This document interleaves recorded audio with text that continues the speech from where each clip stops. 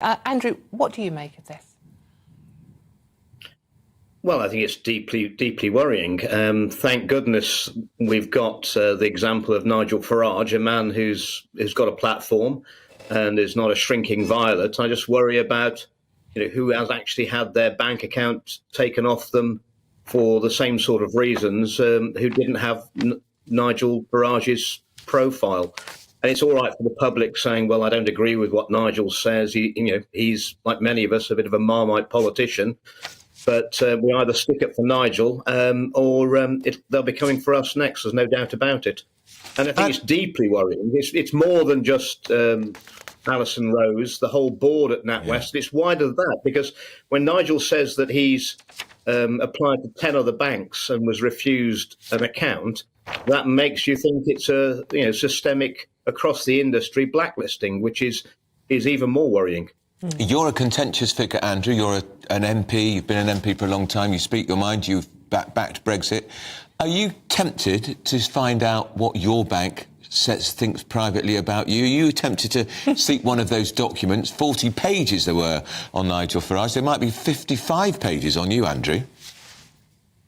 Yes, it is an interesting prospect. But I mean, that question, people could ask what's the bank holding on them, and also what interest is it of the bank, what their political views might be, and surely it's the opposite of banking. But I think that gives you an indication of the people who've got power over the banks, and we're looking across the whole of industry, big business. It's all about ESG scores, and you have to ask yourself who bought that system in. So do you think, Nigel Farage now is now insisting the whole board resign and Dame Alison Rose goes without a payoff. Do you agree with his stance on those things?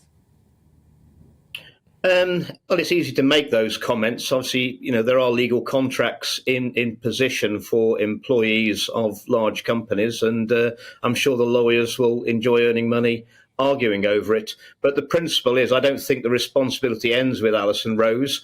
Who else knew what? Certainly the chairman's got questions to answer.